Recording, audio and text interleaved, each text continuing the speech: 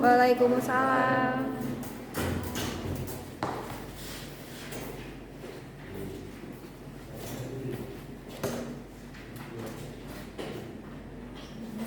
Assalamualaikum warahmatullahi wabarakatuh. Waalaikumsalam. Oke, anak-anak semuanya masih semangat hari ini? Masih, Bu. Oke, gimana kabarnya? Alhamdulillah, luar biasa. Allahu Akbar. Sebelum memulai pelajaran, Ibu mau absen dulu. Kira-kira hari ini ada nggak yang tidak hadir? Hadir semua, Bu. Alhamdulillah dari semua ya. Oke, sebelumnya Ibu mau anak-anak sekalian HP-nya dikumpul ditaruh di tas dan tidak ada yang membuka HP ketika Ibu sedang menjelaskan ya. Kalau Ibu tahu ada yang main HP, Ibu akan suruh gantikan di depan. Anak-anak sekalian tahu nggak sih tentang Piagam Madinah? Belum, Bu. Belum tahu ya. Oke, jadi kemarin kita sudah membahas tentang perjalanan Rasulullah di Madinah. Beliau menyatukan kaum Muhajirin dan kaum Ansor.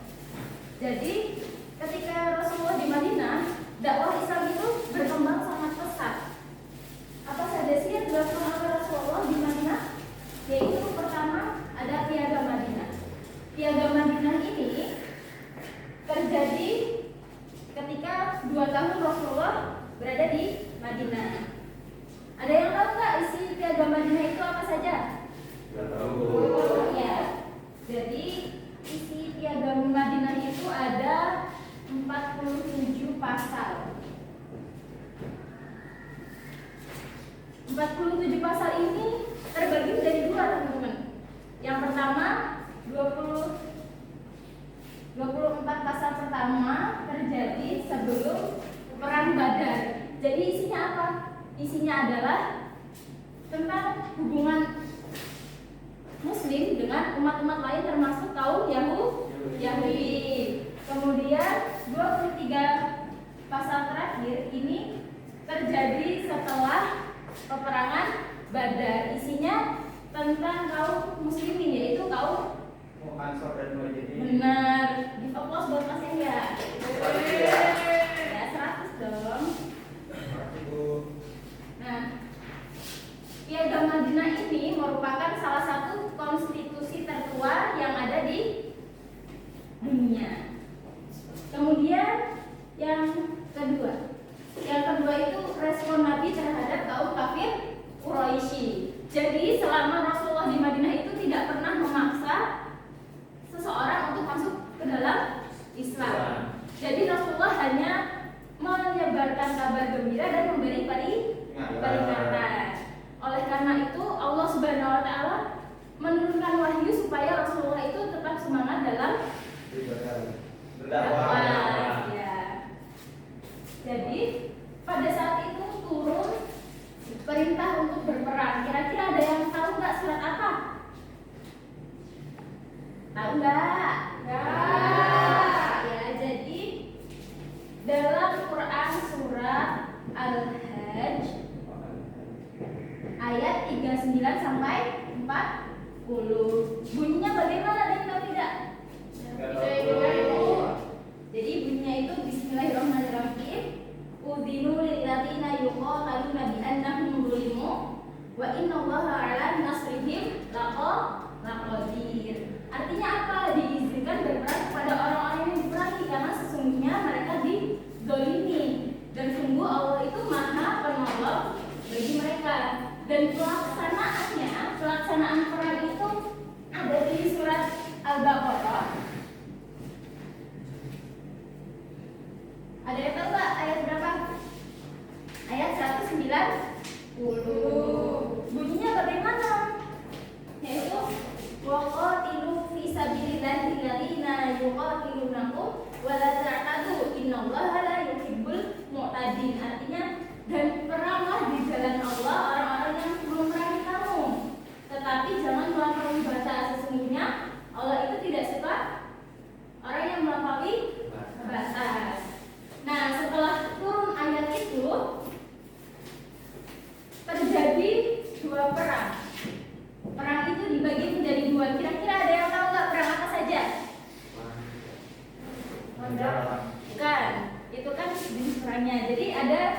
dua perang, yaitu perang Sariyah dan satu lagi ada yang tahu? Ya. Perang Yarmuk bukan Bu? Bukan. Perang Salib. Bukan. Jadi perang Ghazwah dan Sariyah.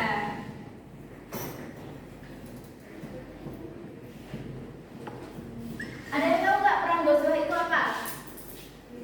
Perang Ghazwah itu perang yang diikuti oleh Rasulullah. Kemudian Sariyah itu perang yang tidak diikuti oleh Rasulullah. Nah, yang pertama terjadi adalah perang Badar. Peristiwa Badar ini terjadi pada saat tahun 2 Hijriah. Jadi pada saat itu kaum muslimin itu berperang dengan kaum kafir Quraisy. Jadi ada keunikan di perang Badar ini. Pada saat itu Allah menurunkan hujan yang sangat deras. Jadi kaum kafir ini merasa deras banget, aku nggak bisa gitu. Sedangkan kaum muslimin itu hanya menganggap hujan rintik-rintik saja dan itu akan mensucikan diri mereka. Jadi kaum muslimin itu berperang maju dan akhirnya menang. Jadi yang perang Badar itu berhasil. Kemudian yang kedua ada perang Uhud. Ada yang tahu nggak perang Uhud itu perangnya di mana? Ya, benar sekali Mas Eka, di Bukit Uhud. Jadi ketika kaum kafir ini mengalami kekalahan di perang Badar, mereka sangat berambisi untuk mengalahkan kaum muslim di perang Uhud. Nah, pada perang Uhud ini Rasulullah mengalami kesedihan. Kenapa? Ada yang tahu nggak? Karena pamannya meninggal dunia. Nah, kemudian pada saat itu sebenarnya kaum muslimin itu sudah menang. Cuman ada beberapa kaum muslimin yang tergiur dengan walimah. Ada yang tahu nggak walimah itu apa? Benar sekali Mbak Laila. Walimah itu harta rampasan perang. Jadi kan Rasulullah itu sudah mengatakan jangan turun dari Bukit Uhud, tapi mereka tetap turun dan akhirnya diserang lagi oleh kaum kafir. Jadi pada saat itu perang Uhud gagal. Nah, yang terakhir ada yang tahu nggak perang apa? Benar sekali Mas Izun, perang Ahzab. Perang Ahzab ini dikenal sebagai perang apa? Khandaq. Kenapa Khandaq? Khandaq itu artinya parit. Jadi pada saat itu sahabat Rasul Salman Al-Farisi berkata, ya Rasul, pada saat di Persia ketika melakukan perang, ketika kita dikepung oleh musuh, kami mau membangun parit. Jadi parit dibangun oleh kaum muslimin. Jadi kaum kafir itu bingung karena nggak bisa menembus kaum muslimin. Jadi pada saat itu Allah menurunkan hujan yang sangat lebat. Jadi sehingganya markas-markas kaum kafir Quraisy ini hancur dan pada saat itu perang Ahzab ini menang. Kemudian yang terakhir yaitu ada perjanjian Hudaybiyah. Isi perjanjian Hudaybiyah itu terjadi ketika Rasulullah itu merindukan kota Mekah dan ingin melakukan ibadah. Nah, pada saat itu kaum muslimin diberhentikan oleh kaum kafir dan terjadilah perjanjian yang ada di Hudaybiyah ini ya. Yang pertama, umrah itu ditunda. Jadi kaum muslimin tahun itu nggak jadi umrah dan di tahun depan. Kemudian mereka tidak saling melakukan gencatan senjata selama 10 tahun. Kemudian orang kafir yang masuk ke Madinah itu nggak boleh atau masuk Islam. Tapi kalau orang Madinah ke Mekah itu boleh murtad gitu. Kemudian suku Arab yang lain bebas untuk memilih yang lainnya. Mungkin itu saja yang Ibu sampaikan. Ini tadi. Ini Bukit Uhud. Jika kalian belum pernah, semoga besok bisa melihat Bukit Uhud. Oke. Sebelum Ibu tutup, Ibu mau bertanya kepada salah satu anak yang bisa menyimpulkan. Siapa?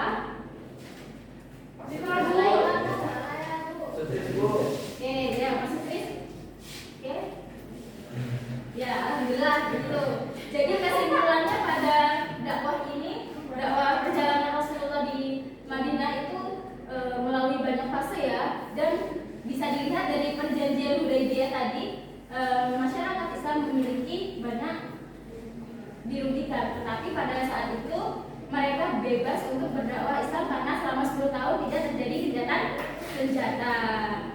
Oke, sebelum Ibu tutup, Ibu memberikan tugas analisis kritis di kumpul minggu depan ya. Ya, semangat ya. Oke, untuk minggu depan kita akan belajar tentang peristiwa Fathu Makkah. Jadi kalau